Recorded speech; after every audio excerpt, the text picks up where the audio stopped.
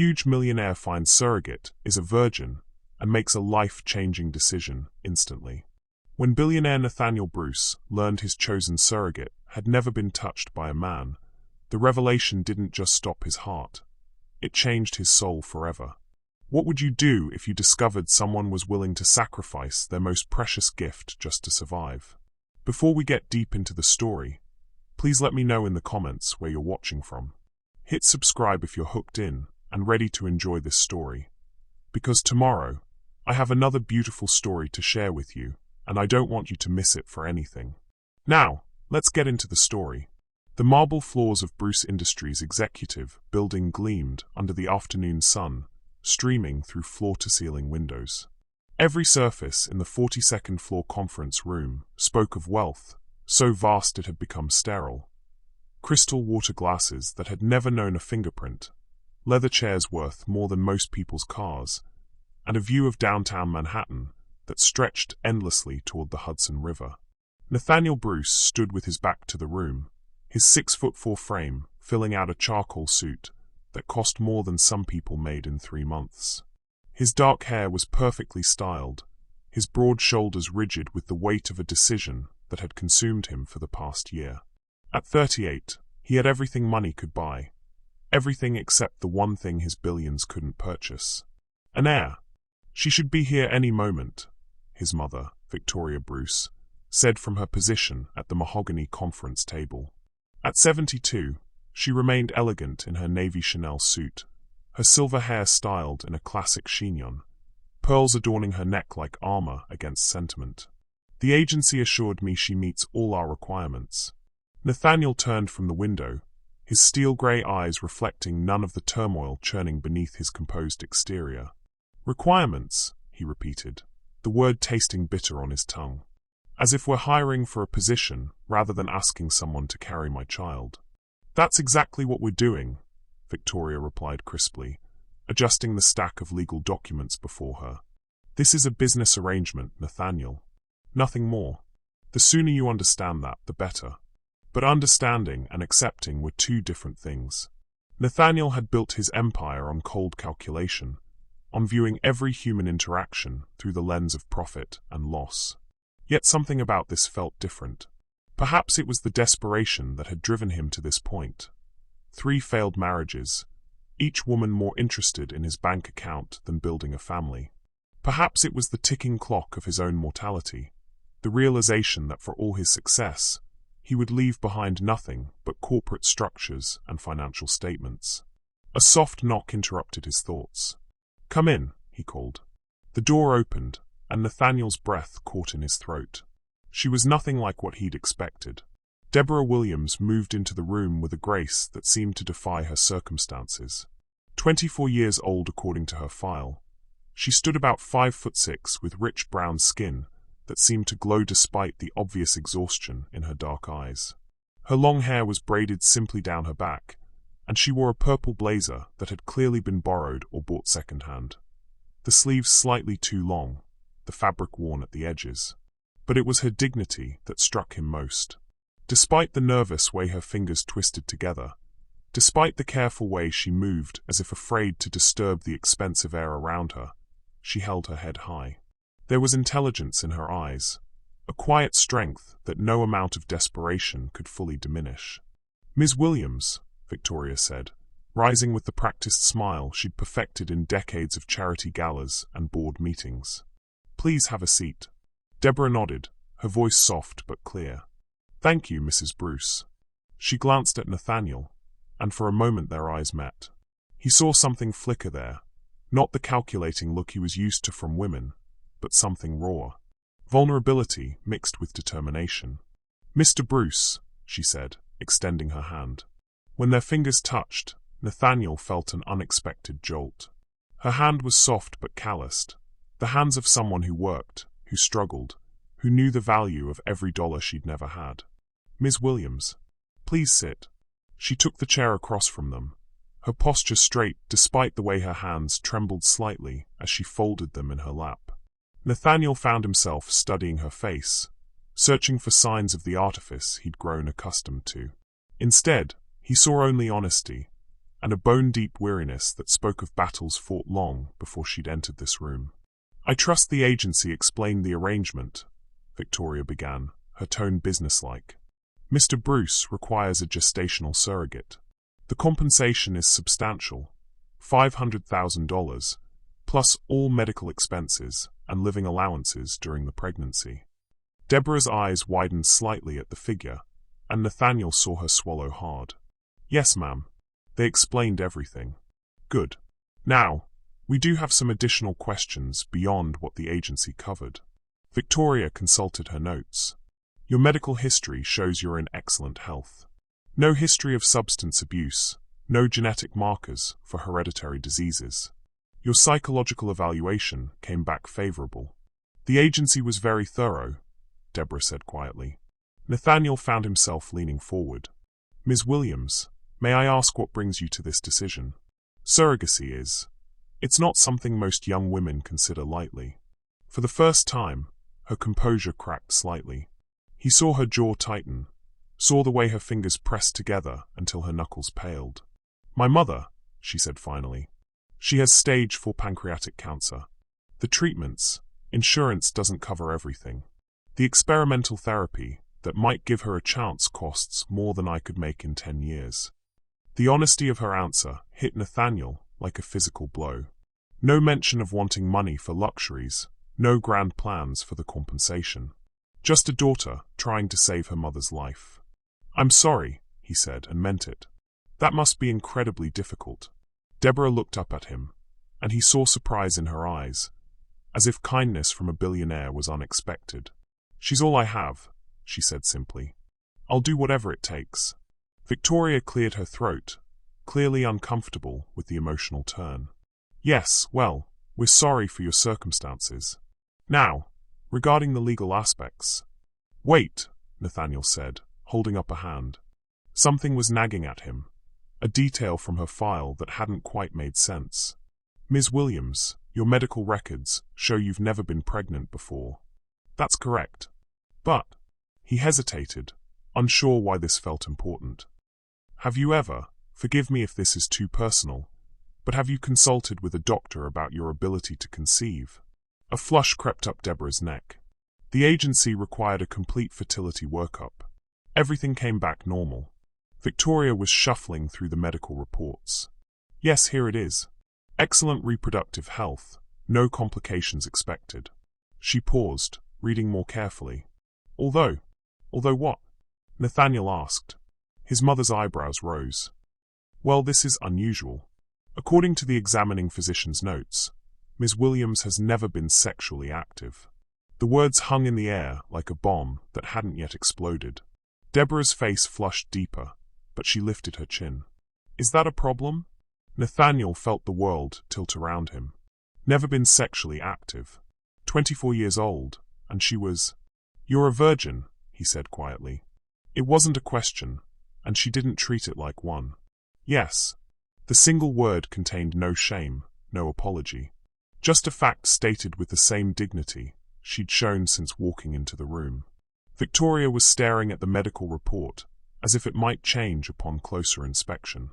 "This is highly unusual for someone your age." "I've been focused on other things," Deborah said. "School, work, taking care of my mother. I never..." She shrugged. "I never met anyone worth that gift." Gift. The word echoed in Nathaniel's mind as he stared at this young woman who was willing to give up something precious, something she'd protected for 24 years, to save her mother's life. She wasn't just offering to carry his child. She was offering to sacrifice her innocence, her first intimate experience, for money. For survival. Something cold and sick twisted in his stomach. What kind of man did that make him? What kind of monster was he to take advantage of such desperation? How would you react if you discovered someone was willing to sacrifice something so personal just to save their family? Let me know in the comments what you think Nathaniel should do. The silence that followed Deborah's confession stretched across the conference room like a chasm. Nathaniel stared at her, his mind reeling as the full weight of what she'd just revealed settled over him. 24 years old. A virgin. Willing to sacrifice something sacred to save her mother's life. The afternoon sun had shifted, casting longer shadows across the marble floor, and in the golden light filtering through the windows, Deborah looked even younger than her years. Vulnerable, innocent in a way that made Nathaniel's chest tighten with something he couldn't immediately name. Victoria broke the silence first, her voice carefully neutral. Well, that's unexpected. But it doesn't change the medical feasibility of the arrangement. Nathaniel watched Deborah's face as his mother spoke. He saw the way her jaw tensed, the way her hands gripped each other tighter in her lap. She was trying so hard to appear composed, professional, as if discussing the most intimate details of her life in a boardroom was perfectly normal. No, Deborah said quietly. It doesn't change anything. The doctors said there wouldn't be any complications with the procedure. My inexperience won't affect my ability to carry a child. The clinical way she spoke about it made Nathaniel's stomach churn. Procedure. As if what they were asking her to do was just another medical transaction. Ms. Williams, he said slowly, his voice rougher than he intended. Do you understand what this process involves? She looked directly at him, and he saw a flicker of something, defiance, in her dark eyes. I'm not a child, Mr. Bruce. I understand perfectly. Do you? The words came out sharper than he meant them to. Because gestational surrogacy requires in vitro fertilization. It requires medical procedures that are intimate, invasive. You'll be examined, monitored, treated by doctors who will know things about your body that you've never shared with anyone. A flush crept up her neck, but she didn't look away. I'm aware of that. And you're willing to go through all of that? To let strangers touch you, examine you, penetrate your body with medical instruments. He stopped abruptly, realizing how harsh his words sounded. Nathaniel, Victoria said sharply. That's quite enough. But Deborah held up a hand. No, it's all right. She looked at Nathaniel with those steady, intelligent eyes. You want to know if I've really thought this through? If I understand what I'm giving up? Yes, he said simply. She was quiet for a long moment, and he could see her gathering her thoughts, choosing her words carefully. Mr. Bruce, I've worked 3 jobs since I was 16 to help support my mother and myself. I've cleaned office buildings at night, worked double shifts at a diner where men old enough to be my grandfather thought they could put their hands on me because I needed the tips. I've had my car repossessed, my electricity shut off, and I've eaten nothing but ramen noodles for weeks at a time. Her voice remained steady, but Nathaniel could hear the steel beneath the softness. So yes, I understand exactly what I'm giving up. And I understand exactly why I'm giving it up. My mother is dying, Mr. Bruce. Every day I wait is a day closer to losing her forever. If letting doctors examine me and going through some uncomfortable procedures means I can save her life, then that's what I'll do. The conviction in her voice hit him like a physical blow. Here was a woman who had faced hardship he could barely imagine, who had sacrificed and struggled and endured, and she was willing to sacrifice even more. The most intimate part of herself, her first experience of physical intimacy, would be clinical, cold, transactional. But don't you want? He started, then stopped. How could he ask her about dreams and desires when she was drowning in desperation? Want what? She asked. Your first time to be special. With someone you love. Something flickered across her face. Pain, maybe, or longing.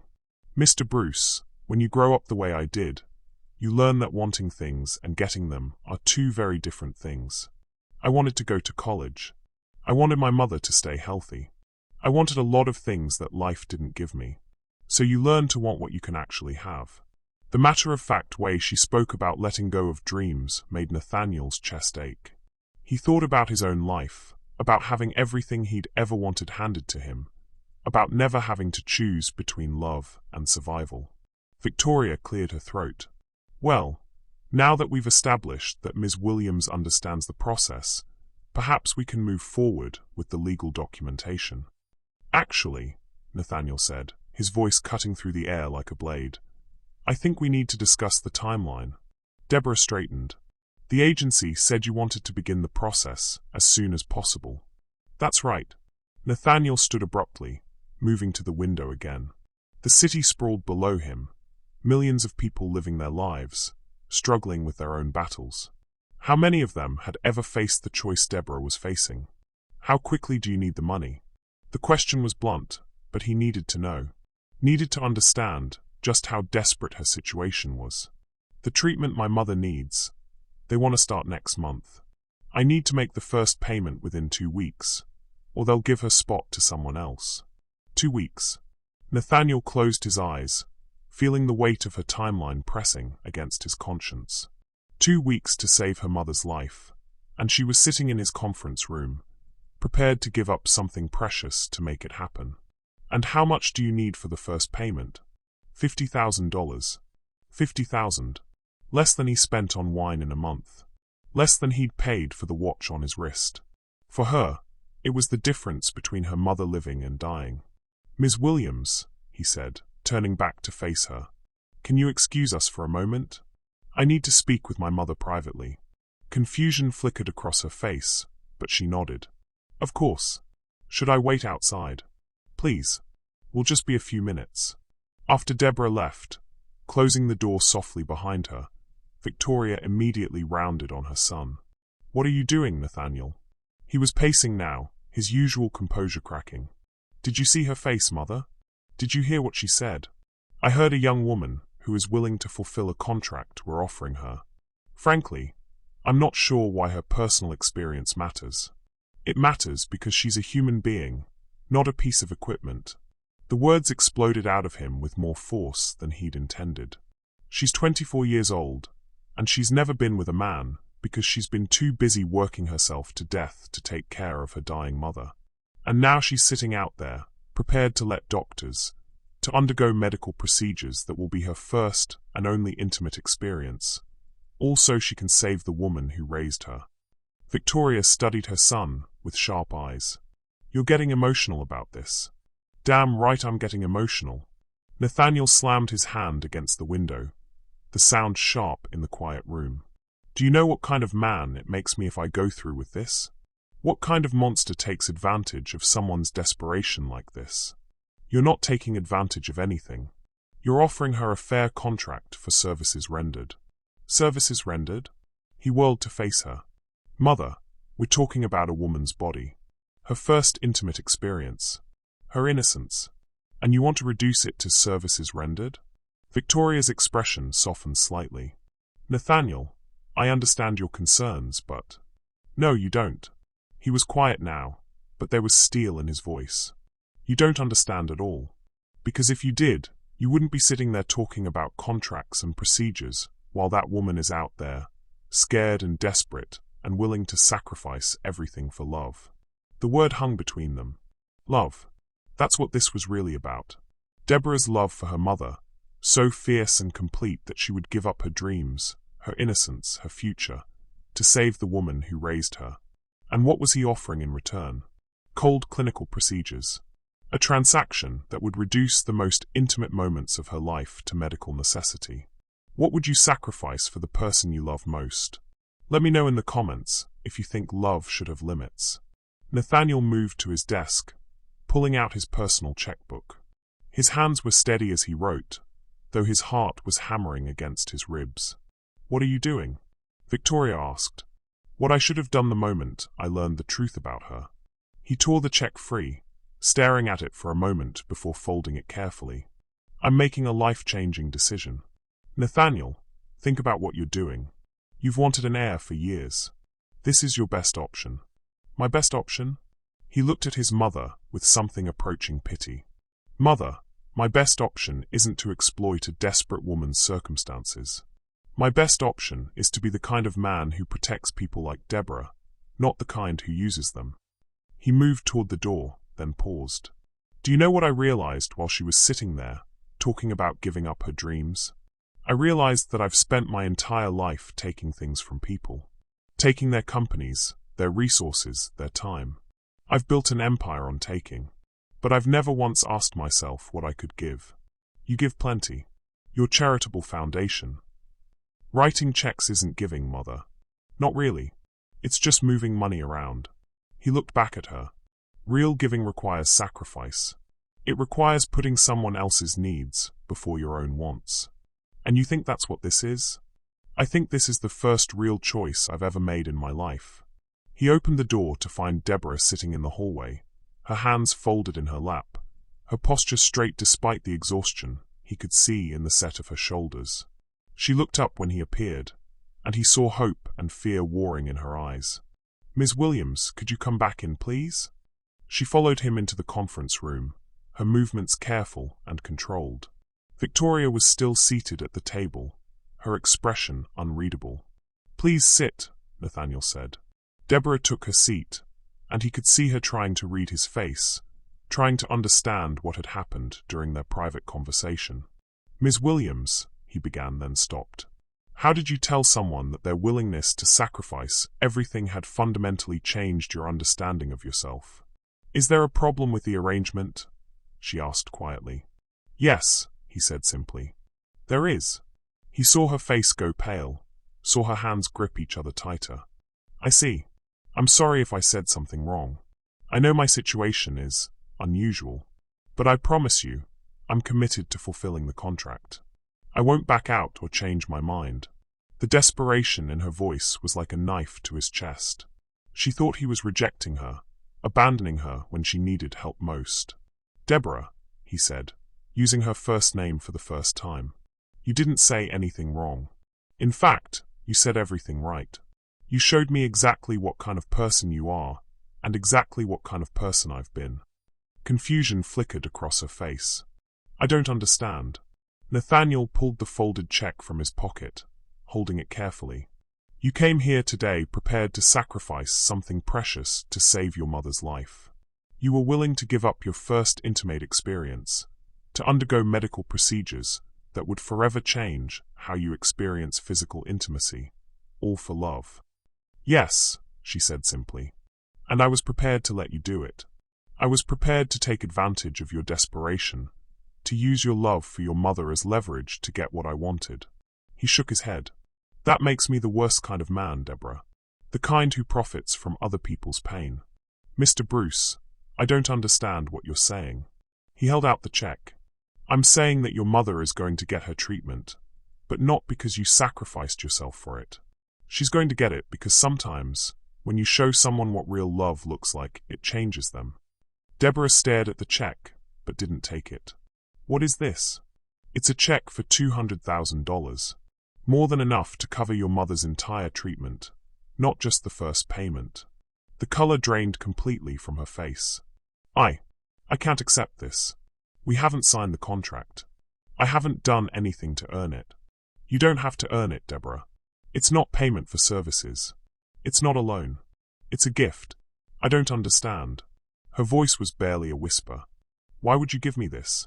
Nathaniel knelt beside her chair, bringing himself to her eye level.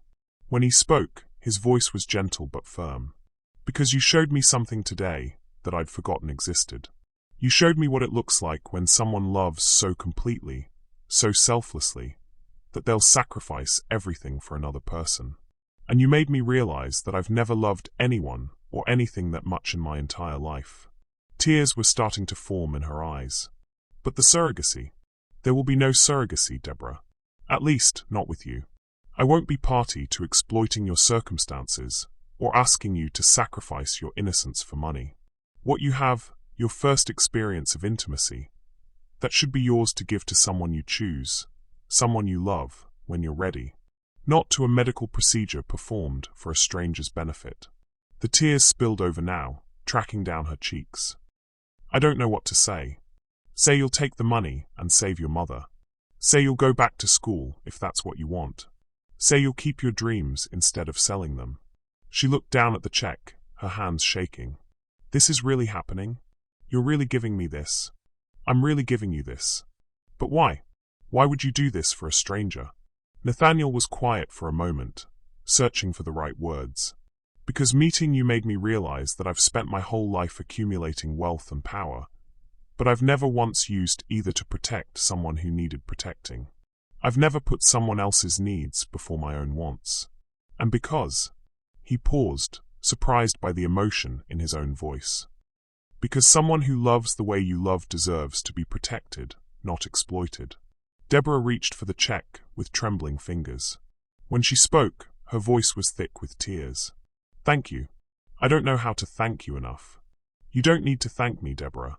You need to go save your mother. Behind them, Victoria had remained silent throughout the exchange. When Nathaniel finally stood and turned to face her, he saw something in her eyes he hadn't seen in years. Pride, maybe. Or recognition. Well, she said quietly, I suppose this means we'll need to find another way for you to have an heir. Nathaniel looked back at Deborah, who was still staring at the check, as if she couldn't quite believe it was real. Maybe, he said. But maybe I needed to learn how to protect and love before I was ready to be a father anyway. For the first time in years, Victoria smiled at her son with genuine warmth. Maybe you did. Have you ever had a moment that completely changed your perspective on what really matters? Share your thoughts on what you think about Nathaniel's transformation in the comments below. The restaurant Nathaniel chose was elegant but understated. White tablecloths and soft lighting. The kind of place where important conversations happened over carefully prepared meals. Deborah sat across from him and Victoria, still seeming slightly overwhelmed by the turn her day had taken. She'd insisted on going home to change first, returning in a simple black dress that somehow made her look both professional and stunning. So tell me about yourself, Deborah, Victoria said, cutting into her salmon with practiced precision. Beyond the circumstances that brought you to us today. Deborah set down her fork, her posture straightening slightly. Even in this relaxed setting, Nathaniel could see her natural dignity reasserting itself. There's not much to tell, really. I grew up in Brooklyn with my mother. She worked 2 jobs to keep us afloat after my father left when I was 8. That must have been difficult, Victoria said, her tone gentler than usual. It was. But my mother, she's incredible. She never once made me feel like his leaving was anything but his loss. She taught me that your circumstances don't define you, your choices do. Deborah glanced at Nathaniel. She always said that when you have the power to change someone's life for the better, you have a responsibility to do it. The words hit Nathaniel like a physical blow. How many times in his life had he had that power and chosen not to use it? How many times had he walked past someone like Deborah and never even seen them? She sounds like a remarkable woman, he said quietly. She is. She worked as a nurse's aide at a free clinic in our neighborhood for 15 years. Even when she got sick, she kept going in on her good days, saying the people there needed her. Deborah's voice caught slightly. She's the one who taught me that love isn't just a feeling. It's a choice you make every day to put someone else's needs before your own. Victoria set down her wine glass, studying Deborah with new interest. And what about you? What did you want to be when you were growing up? A teacher, originally. I wanted to work with kids who came from situations like mine. But then my mother got sick, and college became impractical. She shrugged, but Nathaniel could see the pain behind her casual tone. Life has a way of changing your plans. But you still want to start that foundation, Nathaniel said. More than ever. Being in the position I was in today, knowing there are other families out there facing the same impossible choices. I want to make sure no one else has to choose between their dignity and their loved one's life. The conviction in her voice sent a chill down Nathaniel's spine. She was talking about preventing others from facing the choice she'd been willing to make. The choice that had brought her into his life and changed everything. That's a beautiful goal, Victoria said, and Nathaniel could hear genuine admiration in his mother's voice. And with the right backing, it could make a real difference. Deborah looked between them, confusion flickering across her face. The right backing? Nathaniel leaned forward. Deborah, what if I told you that Bruce Industries has been looking for the right non-profit partner? Someone who understands the issues from personal experience and has the passion to make real change happen. I would say that sounds too good to be true, she said carefully. It's not. It's just what happens when the right people find each other at the right time. He paused, studying her face. But first, there's something I'd like to do. If you're willing. What? I'd like to meet your mother. Tonight, if possible. Deborah's fork paused halfway to her mouth. You want to meet my mother? Yes. I want to meet the woman who raised someone like you. I want to see for myself the person whose life we're fighting to save. Something shifted in Deborah's expression. Surprise, maybe, or something deeper. She's not what you'd expect. What do you mean? I mean, she's been through a lot. The cancer, the treatments. She's not the strong woman she used to be. She's fragile now, and she gets tired easily. Deborah's voice was protective, almost defensive. I don't want you to think less of her because of what the disease has done to her. The fact that she was trying to protect her mother's dignity, even now, even with someone who was helping them, made Nathaniel's chest tighten. Deborah, I would never think less of someone for being sick. I want to meet her because she raised you, because she taught you to love the way you do, because without her, you wouldn't be the person sitting across from me right now. Tears gathered in Deborah's eyes. She's going to want to thank you. She's going to try to find some way to repay you, and it's going to break her heart that she can't. Then we'll have to convince her that she already has, Nathaniel said softly, by raising a daughter who was willing to sacrifice everything for love. An hour later, they stood outside the entrance to Brooklyn Methodist Hospital. The building was old and worn, its facade speaking of budget constraints and deferred maintenance. It was a world away from the gleaming private facilities Nathaniel was accustomed to, but he could see the dedication in the faces of the staff moving through the corridors. Room 314, Deborah said, leading them toward the elevators. Her steps had slowed as they approached her mother's floor, and Nathaniel could see the weight of worry settling back on her shoulders. Are you all right? He asked quietly. I'm scared, she admitted. Not about the money anymore. You've taken care of that. But seeing her like this, it never gets easier.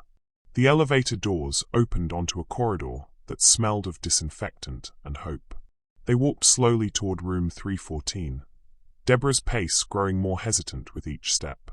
She doesn't know you're coming, she said. I wanted to tell her about the treatment first, before I explained about you. Nathaniel nodded. However you want to handle this. Deborah stopped outside the door, her hand on the handle. Promise me something? What?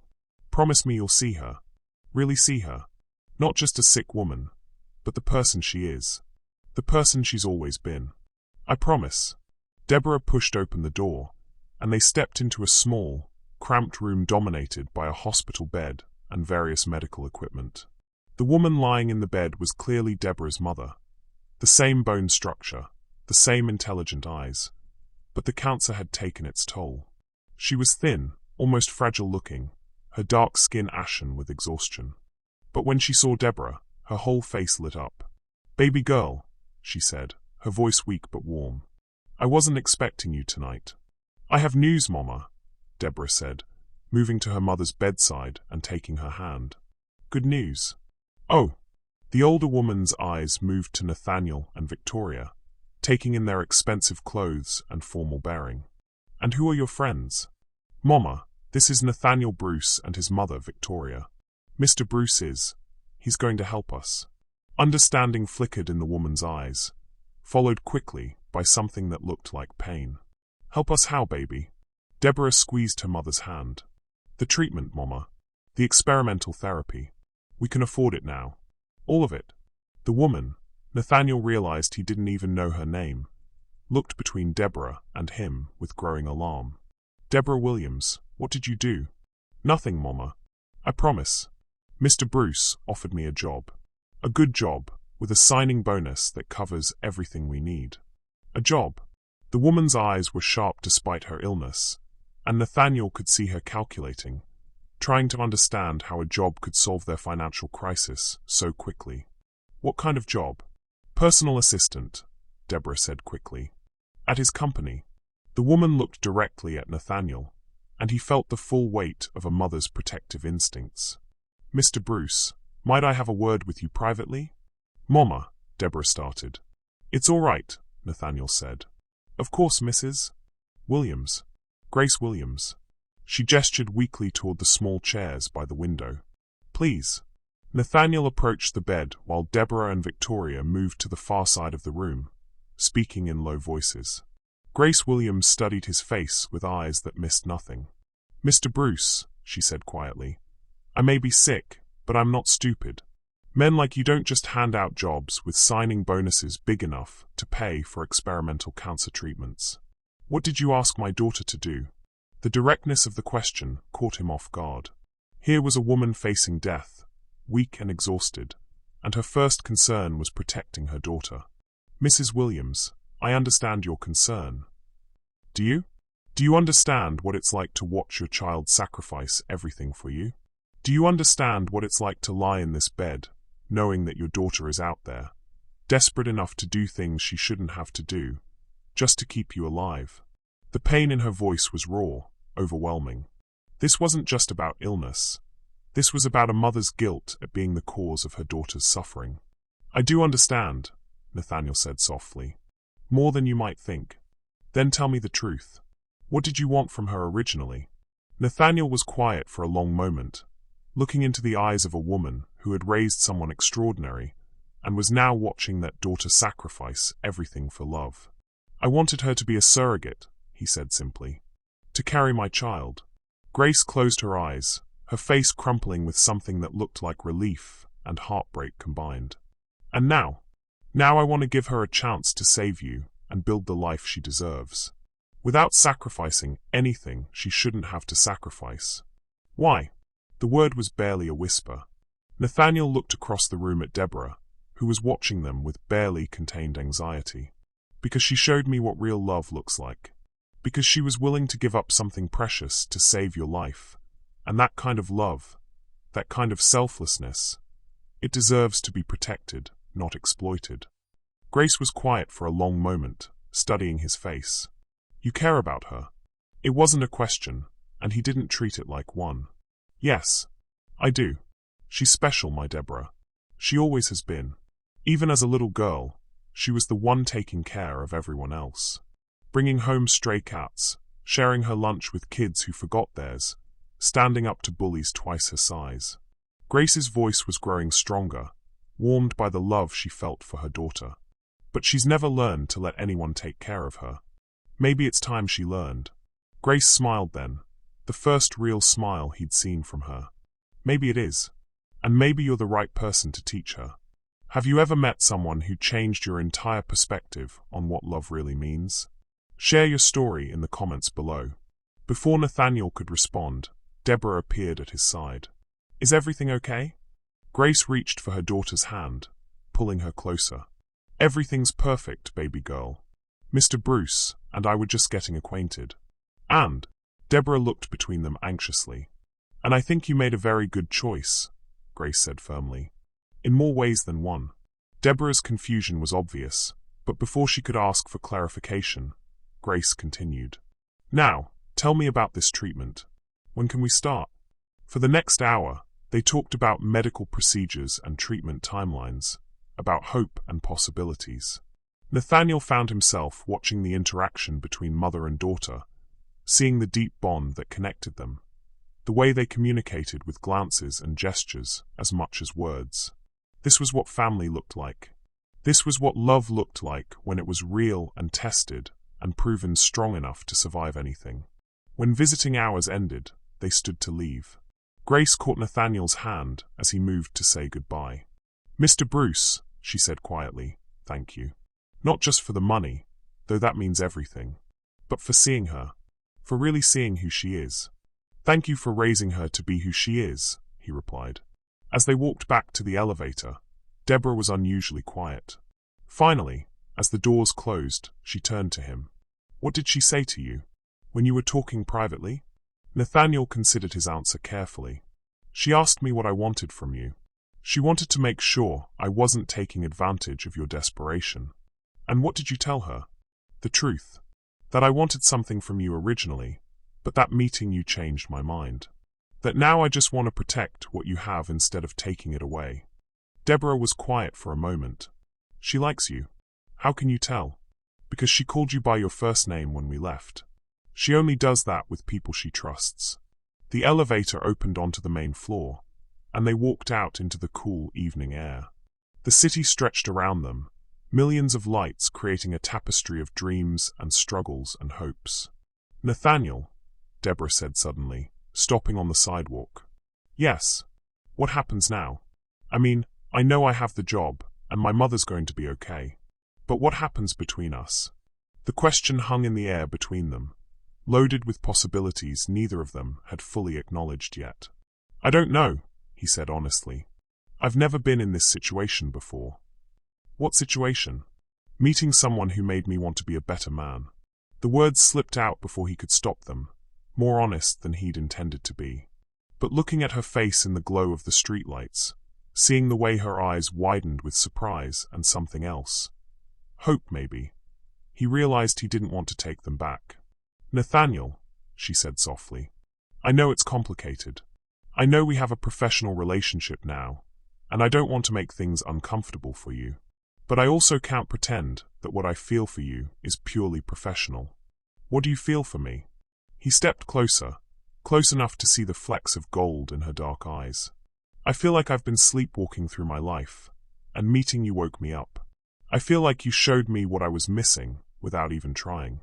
I feel like—" He paused, searching for words that could capture the magnitude of what was happening in his chest. "I feel like I might be falling in love with you." The confession hung between them like a bridge neither of them was sure they should cross.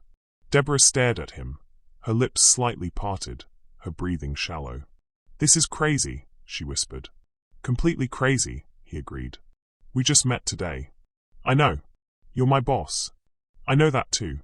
And you're—" She gestured helplessly at his expensive suit, his perfectly styled hair, the town car waiting to take them home. "You're you. And I'm me."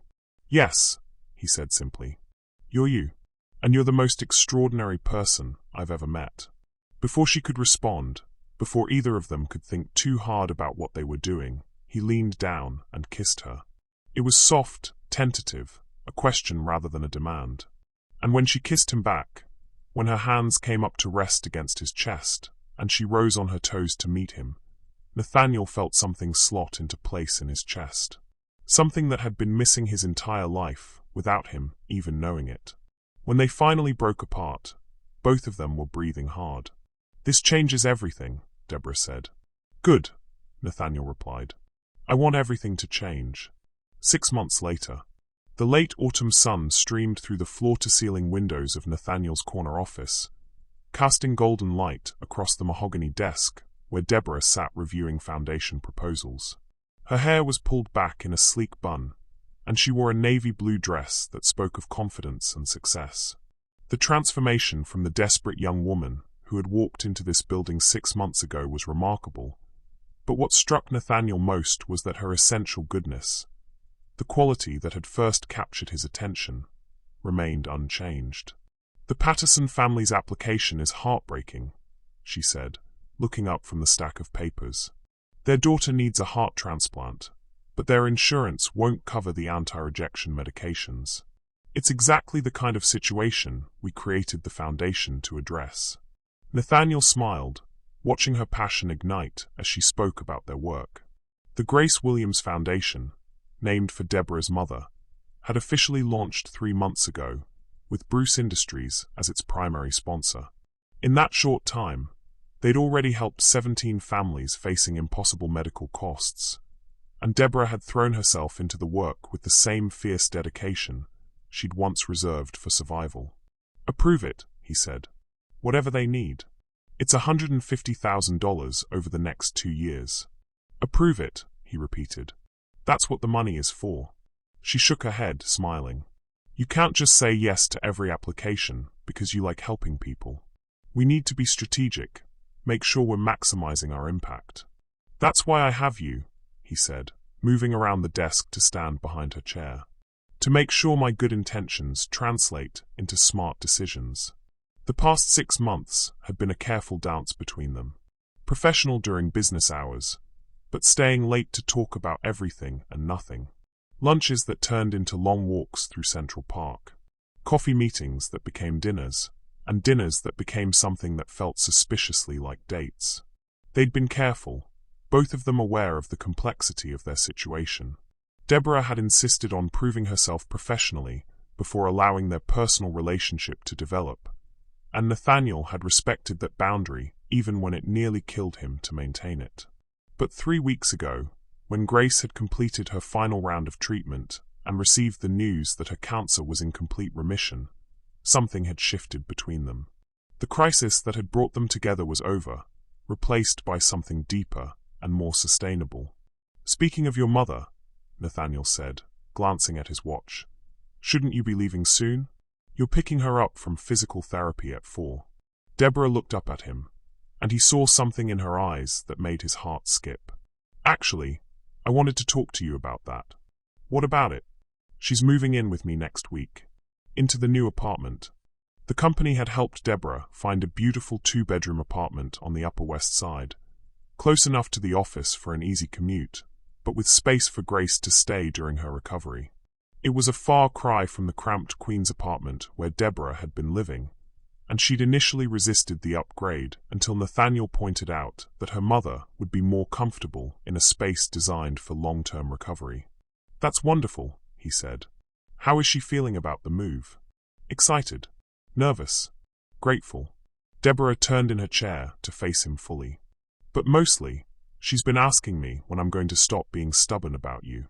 Nathaniel's eyebrows rose. "Oh, she likes you, you know. More than likes you. She thinks you're perfect for me, and she's not subtle about letting me know. Smart woman, your mother." "She is. And she pointed out something to me yesterday that I hadn't really considered." "What's that?" Deborah stood, moving to the window. The city spread out below them, and Nathaniel could see her reflection in the glass. Beautiful, confident, completely transformed from the desperate young woman who had first sat in this office. "She said that I've spent so much time being afraid of taking advantage of your generosity that I've forgotten to consider what I might be giving you in return." Nathaniel felt his heart start to race.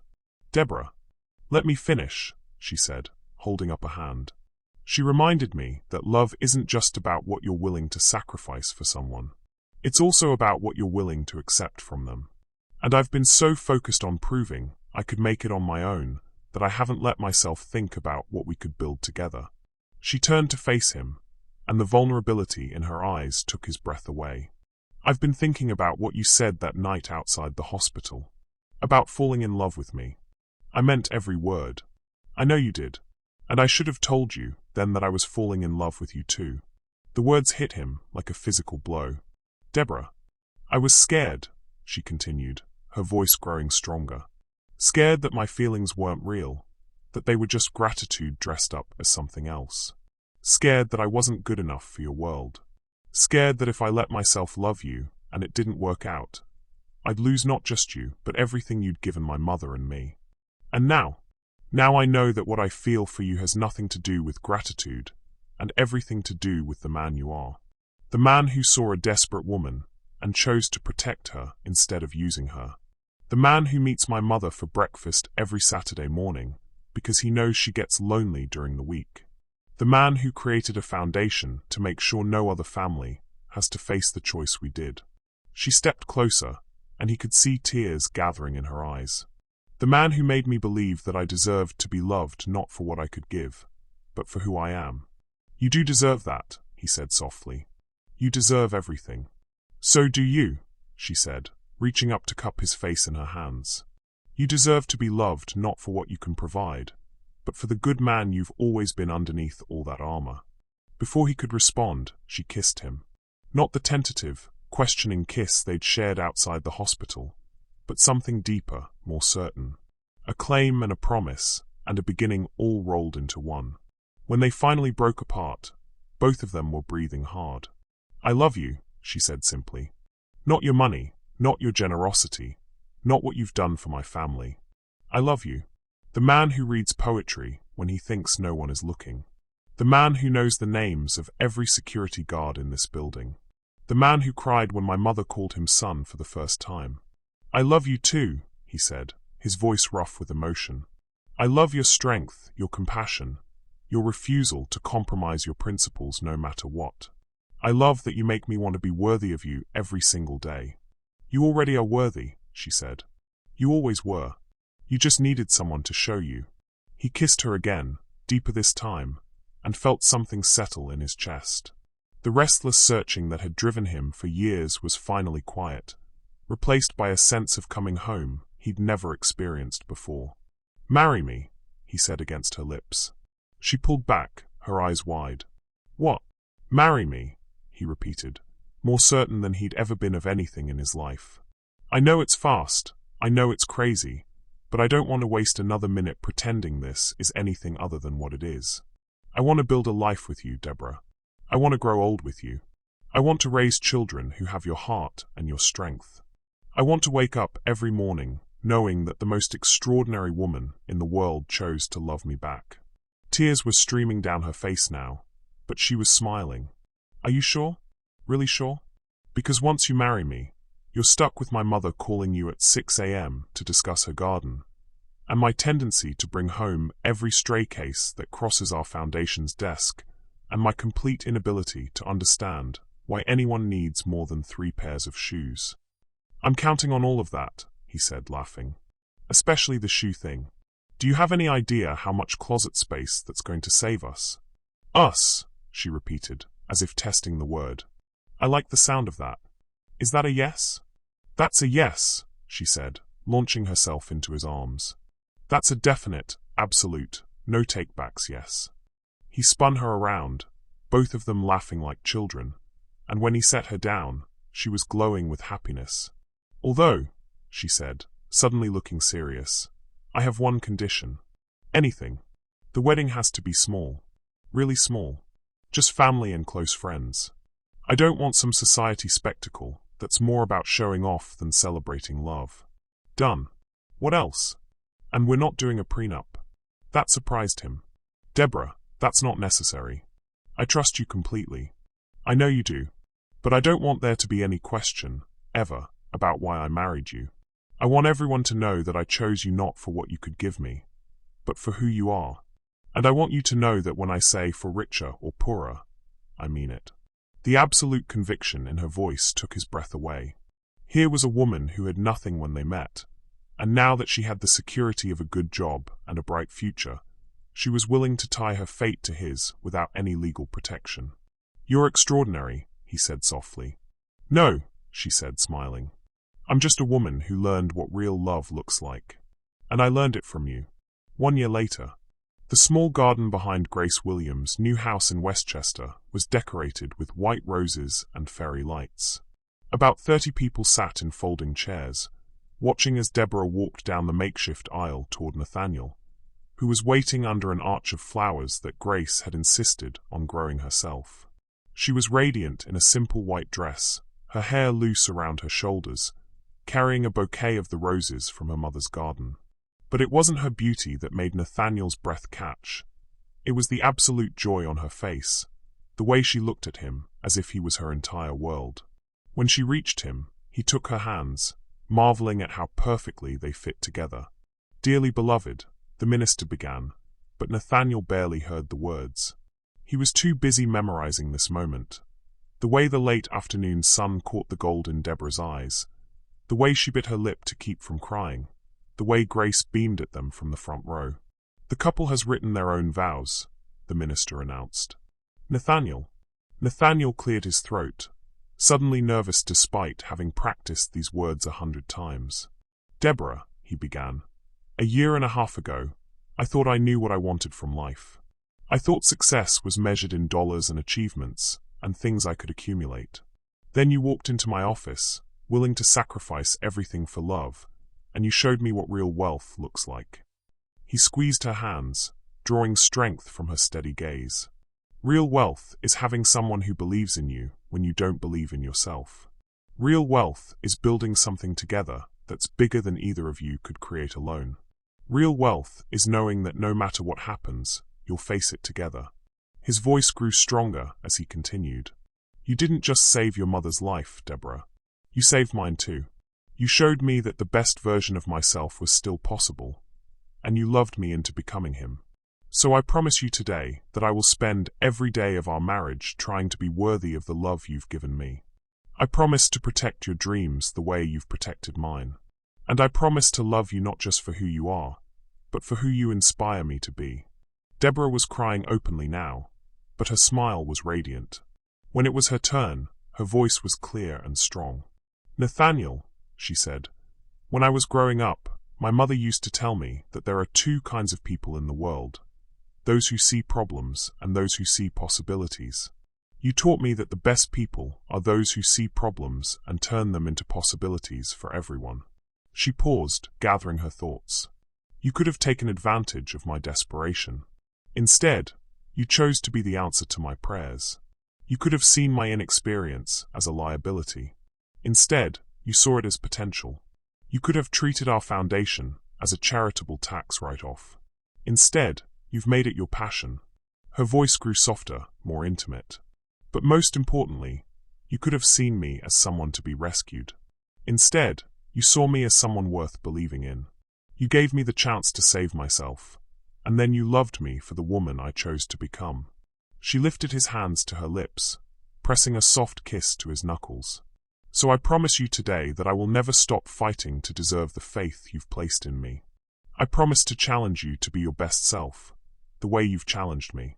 And I promise to love you not just for what you've given me, but for the man you've chosen to be. When the minister pronounced them husband and wife, the kiss they shared was gentle, reverent, full of promise for all the years ahead. As they turned to face their small gathering of family and friends, Nathaniel caught sight of Grace in the front row. She was crying, but her face was glowing with health and happiness. The experimental treatment had worked better than anyone had dared hope, and the woman who had been given months to live was now planning to dance at her daughter's wedding. Later, as the sun set and the fairy lights twinkled in the gathering dusk, Nathaniel found himself on the small dance floor Grace had insisted they set up, swaying slowly with his wife to music that seemed to come from somewhere deeper than the small speaker system. No regrets? Deborah asked, her head resting on his shoulder. Only one, he said. She pulled back to look at him, concern flickering in her eyes. What? I regret that it took me 39 years to find you. She laughed, the sound bright and joyful in the evening air. Well, I needed those 25 years to become someone worthy of finding. You were always worthy, he said, spinning her slowly. You just needed the chance to shine. As they danced, surrounded by the people who loved them most, Nathaniel thought about the journey that had brought them here. Two people from different worlds, thrown together by circumstance, who had chosen to see possibilities instead of problems. The foundation was thriving, having helped over 100 families in its first year. Deborah had enrolled in business school, determined to learn everything she could about running a non-profit effectively. Grace was cancer-free and had become something of a surrogate grandmother to half the neighborhood children. And Nathaniel had learned that the greatest wealth wasn't what you could accumulate, but what you could give away. That the best investments weren't in stocks or real estate, but in people and their dreams. What are you thinking about? Deborah asked, noticing his contemplative mood. I'm thinking about how grateful I am that you climbed out of that taxi a year and a half ago. Actually, she said, grinning, I'm grateful you were decent enough to change your mind about what you wanted from me. Best decision I ever made, he said, dipping her dramatically. Well, second best. What was the best? Asking you to marry me.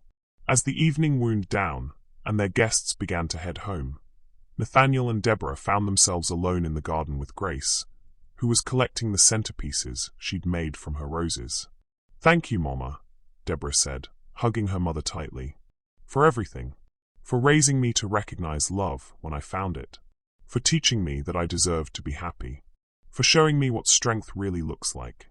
Baby girl, Grace said, smoothing Deborah's hair the way she had when she was small.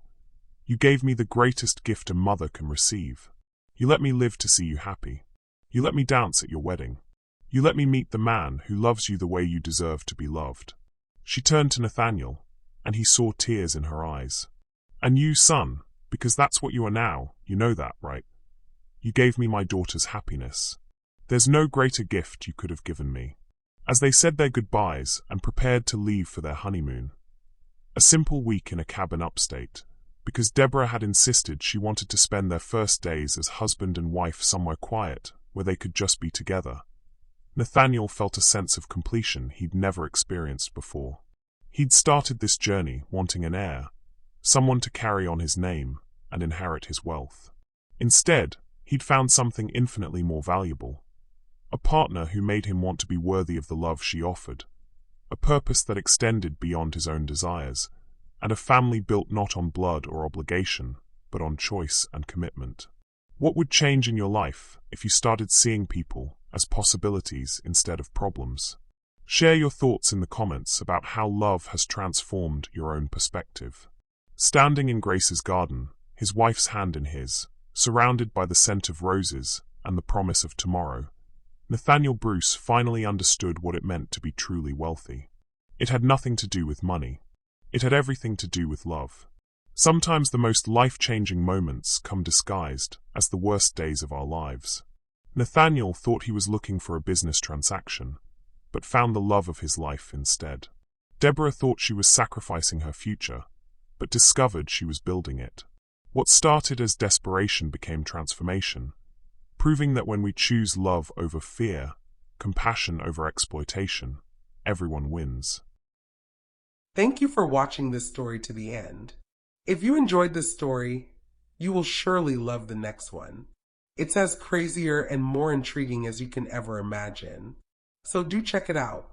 Click on the image showing on your screen right now to watch the next one.